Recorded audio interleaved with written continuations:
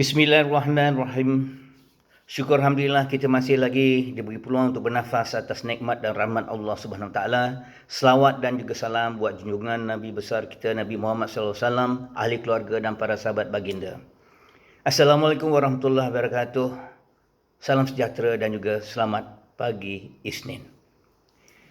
Alhamdulillah, syukur. Ya, kita masih dapat bernafas, kita masih dapat lagi meneruskan kehidupan ini menikmati keindahan alam yang semula jadi. Dan saya hari ini memang dah maklumkan kepada ahli-ahli nano bahawa saya akan kongsi pada pagi ini sedikit tentang kuarantin. Dan dewasa ini kita melihat, mendengar dan mendapat berita kematian demi kematian setiap hari kerana COVID-19 dan juga kerana penyakit-penyakit yang lain. Dan pagi ini pada jam 5 suku kita dimaklumkan kehilangannya seorang insan hamba Allah telah pergi buat selama-lamanya, seorang isteri, seorang ibu yang mempunyai 4 orang anak, meninggalkan kami keluarga buat selama-lamanya, iaitu Siti Sarah binti Raisuddin, isteri kepada suaminya Shoaib Sepatu. Dan ini amat mengejutkan dan juga memberi tamparan hebat kepada Shoaib dan ahli keluarganya. Maka itu pada pagi ini, pagi Isnin ini, jam lebih kurang 7 lebih, apa kata kita sama-sama kita menghadiahkan Ummul Kitab kepada arwah Siti Sarah binti Raisuddin dan semua yang telah meninggalkan kita kerana COVID ini dalam musim wabak COVID ini. Kita sedekahkan Ummul Kitab Al-Fatihah ila hadratin Nabi lahu syafa Rasulullah sallallahu alaihi wasallam. Al-Fatihah. Bismillahirrahmanirrahim. Alhamdulillahirabbil alamin. Arrahmanirrahim. Maliki yaumiddin. Iyyaka na'budu wa iyyaka nasta'in. Ihdinas siratal mustaqim. Siratal ladzina an'amta 'alaihim ghairil maghdubi 'alaihim waladdallin. Amin. Semoga rohnya berada bersama-sama orang yang beriman. Okey. Kita masih lagi menghadapi wabak ini. Tak dapat kita elakkan.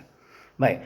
Sekiranya ada ahli keluarga ataupun suami, isteri, ibu atau mak ataupun anak-anak kita yang disahkan mengidap positif COVID-19 pada masa sekarang lah, terutama sekali Selangor, KL pihak KKM, ini yang saya fahamlah, pihak KKM akan maklumkan kepada ahli keluarga supaya kuarantinkan pada ahli keluarga yang telah disahkan positif. Kuarantin di rumah sebenarnya. Dan soalan dia, adakah kita benar-benar faham, tahu bagaimana kita nak kuarantinkan ahli keluarga yang mengidap wabak ini supaya dia tidak mengebak ataupun tidak dia menular ke dalam ahli keluarga kepada ahli keluarga yang lain. So pagi ini izinkan saya berkongsi sedikit, maka itu kalau boleh diharapkan habiskan video saya ni, dengar baik-baik. Saya hanya sekadar berkongsi dan cuba amalkan supaya benda ini tidaklah mengebak. Baik. Yang pertama kita perlu lakukan ialah SOP yang sebenar-benarnya, iaitu katakan kalau anak kita ada COVID, kita perlu asingkan anak kita dalam sebuah bilik. Kita bukan penjagakan dia, kita sayang dia, kita sayang ahli keluarga yang lain. Kita asingkan beliau dalam sebuah bilik, diasingkan, tidak boleh bercampur dengan adik-beradik yang lain. Dan apabila untuk keluar mandi, untuk keluar makan atau minum, guna mask. Jaga penjarakan. Siapa tak sayang? Saya ada 9 orang anak. Siapa tak sayang anak, siapa tak sayang cucu. Tetapi kita kena menjalankan penjarakan. Penjarakan. Dan juga pastikan ahli keluarga yang terlibat mendapat melakukan senaman ringkas. Kalau di hospital seperti Sungai Buloh dan sebagainya, memang setiap pagi kena buat, nurse akan datang medical check up, buat check up, buat senaman ringkas, turun naik, kemudian cek oksigen pakai oximeter. Ini oximeter dia. Oximeter ni anda boleh dapat daripada farmasi, daripada mana-mana Shopee, Lazada semua ada. Tak mahal sebenarnya. Perlu check oksigen at any time, every time. ya, supaya dia tidak menurun hingga 95. Apabila makin menurun, cepat-cepat ya, call hospital, ambulans datang ambil, hantar ke ward. Ya, mana tahu kalau dah agak tenat, bawa ke ward ICU dan sebagainya. Baik. Dalam masa kuarantin, kita kena tingkatkan immune system untuk melawan virus sebenarnya. Ya. Definisi dalam KKM, apa yang saya sentuh ni sebenarnya bukan ubat, tetapi adalah secara semula jadi, kita amal, kita makan, kita minum untuk supaya wabak ini, virus ini tidak merebak ke dalam badan kita, tidak merebak di bahagian seluruh organ dan ke bahagian buah pinggang. Kerana COVID suka attack, suka menyerang organ-organ yang penting seperti jantung, paru-paru dan buah pinggang kita. Dan apabila COVID ini dah masuk bersarang ke dalam buah pinggang, ini yang kita tidak mahu sebenarnya. Saya tak mahu sebut, ya, kerana agak menakutkan. Right? So, ini yang saya cuba kongsi pada hari ini. Yang pertama, sarapan pagi mestilah dimulakan dengan minuman panas atau air suam. Tidak boleh minum air sejuk.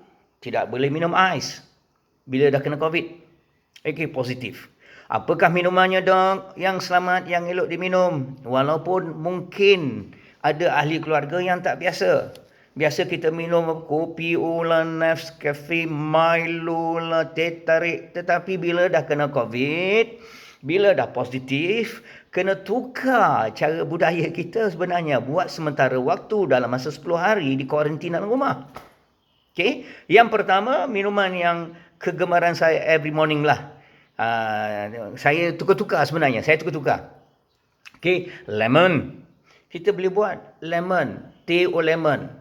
Kita slice dalam 3-4 slice. Kita pecah, kita perahkan.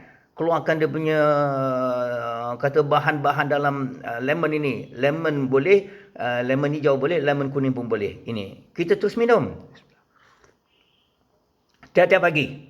Atau kasturi pun boleh.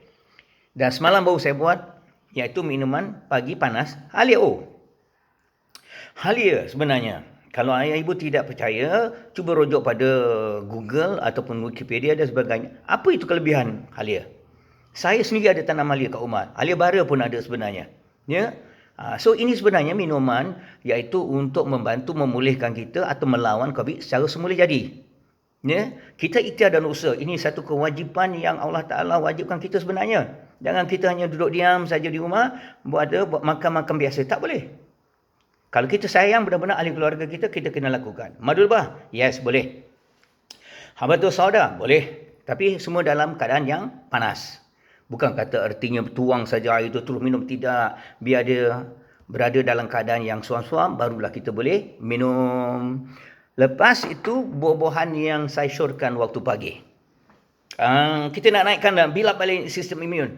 Ya, kita build up sistem imun supaya virus ini tidak merebak ke seluruh anggota badan. Kalau kita biarkan, dia akan mungkin sampai stage 4, stage 5, kalau begitu masuk ICU.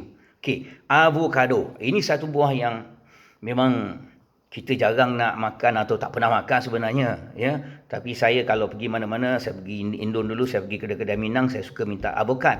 Iaitu avocado ni di-blend dengan dengan apa tu, inilah di-blendkan, lepas tu diminum, itu dia makan avocado. Kemudian mango. Tak suka avocado, cari mango. Nenas. Dalam peti ais saya memang ada nenas.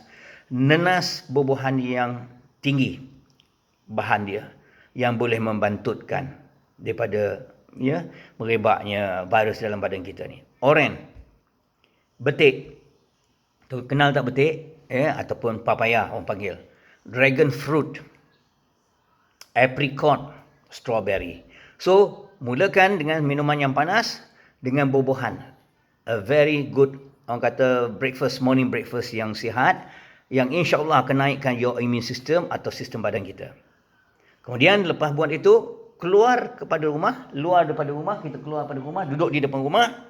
Waktu macam sekarang pukul 7 lebih, dan masuk pukul 8, iaitu kita bukan baju kita, bagi lelaki lah, boleh buka baju kita pakai seluar pendek. Kita duduk, ambil kerusi tak apa. Kita duduk, kita tayangkan badan kita kepada sinaran matahari. untuk vitamin D. 15-20 minit kau dapat setengah jam. Buat. Dan ini saya amalkan selepas senam pagi, saya duduk. Tak pedulilah apa orang lalu depan rumah ke tanya apa khabar, selamat pagi, doa, tak kisahlah, morning lah ni, haumah lah, tak kisah. Kita nak duduk, kita nak dapatkan vitamin D secara percuma. So anak kita ataupun ahli keluarga yang dapat COVID mesti lakukan yang serupa, vitamin D. Alright? Minum air mineral sekurang-kurangnya 1 atau 1.5 liter sehari, satu botol besar tu. Paling minimah. Kita tak nak dehydrating. Kita nak lebih air keluar. Biar dia terkencing tak apa. Okay. Waktu makan, waktu lunch, lebihkan sayur-sayuran yang berwarna-warni. Ya, kita banyaklah yang warna-warninya sayur buah-buahan ya. Sayur kita lakukan. Boleh ambil protein, bukan tak boleh. Karbo pun tak boleh, bukan tak boleh. Boleh. Tetapi lebihkan sayur yang warna-warni. Lepas tu dalam setiap hidangan, setiap makanan mestilah dalam keadaan yang panas. Lepas tu letakkan bawang putih agak lebih. Ya, bawang putih agak lebih. Mengapa? Saya pernah sentuh dulu pasal nutrition bawang putih berkelebihan. Tak apa saya sentuh sekarang. Tidur yang mencukupi. Tidur atau rehat yang mencukupi bermakna 7-8 jam kita perlu lakukan. Dan sekiranya seorang ayah, ibu sayang pada anaknya, benar-benar ada kemampuan, dapatkan, pergi farmasi, dapatkan vitamin C, tak perlu sampai 1000 gram. 500 gram pun tak apa miligram. Vitamin E. Right? Dan amalkan, berikan. Jadikan satu senaman setiap pagi. Aktifkan badan. Aktifkan badan. Kerana bila kita aktifkan badan kita, organ kita akan berfungsi, terutama sekali jantung. Jantung akan beri peredaran darah dan sebagainya, dan buah pinggang kita akan buat pembersihan. They work together. Organ kita ni bekerja rapat satu sama lain. Otak, jantung kita dan buah pinggang kita, sistem yang liver kita akan work together, hand in hand. So mengapa kita buat senaman? Tak perlu laju-laju, senaman ringan pun tak apa, ya. Lepas tu kita cek oksigen dengan pakai oximeter. Bagi mereka sebenarnya yang ada nanotron di rumah, boleh gunakan terapi ini. Lepas buat senaman, cek oksigen, duduk buat terapi lebih kurang 1 jam. Kalau anak kita kecil ataupun anak kita yang mungkin tak tahan panas, gunakan suhu dia 40 hingga 50. Kalau dewasa macam saya gunakan sampai maksimum 70 suhu dia. Bila pemanasan tu berlaku, energi yang keluar menghasilkan infrared, menghasilkan negatif ion, elektron, insya-Allah dia dapat membantu blood circulation dalam badan kita, mencairkan darah kita supaya kita boleh aktif sebenarnya. Dan ini memang banyak proven. Saya dapat berita banyak daripada feedback daripada mereka yang gunakan nanoterapi di rumah sebenarnya. Tak kisahlah dia tu Tan Sri ke Datuk ke ataupun Tengku. Memang ada saya punya pelanggan yang title besar yang gagah, yang para academic politician pun ada sebenarnya. Dia come back, dia hantar WhatsApp pada saya, PM kat saya mengatakan, terima kasih dok, setiap pagi buat 1 jam, petang buat 1 jam, alhamdulillah dok, ada gejala pun tak kuat, ringan, dapat COVID pun cepat pulih sebagainya. So ini adalah ikhtiar kita. Dan ada pula yang mencadangkan pada saya, dia kata, dok, air kelapa, boleh, kita try. Air kelapa campur 5 kasturi 1 biji, lepas tu campur dengan sedikit garam, sedikit secubit garam. Minum itu jam. Potong saja kelapa tu, masukkan, perahkan tu kasturi atau garam, terus minum. Jangan dibiarkan lama. Ada yang kata sup ketam. Baru ni saya dapat berita tentang sup ketam. Terperanjat juga saya. Kerana yang saya tahu sup ketam ni hanya pada denggi. Yang ada masalah denggi. Itu terpulang. Pasal dia kata dia dah uji, dia dah kaji pada ahli keluarga dapat. Lepas tu kasih sup ketam, gejala dia pun turun, demam dah kurang. Ini terpulang. Ada yang mengata, dok, cubalah ivermectin. Tetapi ivermectin ini belum lagi diluluskan secara rasminya oleh pihak KKM. Apa yang Menteri Kesihatan kita kata, bahawa dia ada percubaan, ada analisis, ada kajian. Mungkin bulan 10 atau bulan 11 saja dapat secara rasmi daripada pihak KKM. Ada yang pula kata, ambil air ketum dok. Air ketum. Itu terpulang. Terpulang pada tuan-tuan dan perempuan. Saya tidak menyarankan, tetapi terpulang kepada anda untuk mencuba. Sebenarnya apabila kita berada di rumah, kita buat kuarantin di rumah, itu adalah hak kita sebenarnya melakukan satu percubaan, satu amalan secara semula jadi. Secara semula jadi, bukan ubat. Semula jadi. Apa yang saya sentuh sayur buah tu tadi, cara tabiat amalan itu adalah untuk naikkan imun. Bila naikkan imun sistem kita ini, insya-Allah kita dapat mengalahkan iaitu wabak ini daripada menular ke seluruh organ kita. Daripada kita hanya membiar dan kita tak tahu dan kita menunggu saja. Tidak, tak boleh. Ya Allah, tak boleh. Kita kena ikhtiar, kita kena usaha. Kerana Allah sayangkan kita, kita sayang diri kita sayang keluarga kita sayang orang yang kita kenali. Okay, so itu lebih kurang ringkas dalam masa 15 minit ya, berkongsi apa yang perlu kita buat apabila pihak KKM kata kuarantin di rumah dengan cara yang betul. InsyaAllah, ya, pada pengalaman saya yang saya telah sarankan kepada beberapa orang yang dah ada gejala tentang COVID ini, alhamdulillah mereka amalkan jadi. Right? Semua ini dengan izin Allah. InsyaAllah kita akan jumpa di lain waktu, lain masa, ya, mungkin di lain topik. Saya dengan rela hati sebenarnya berkongsi kerana Allah Ta'ala. Lain tak ada, secara percuma. Wabillahi taufiq. Assalamualaikum warahmatullahi wabarakatuh. Bye.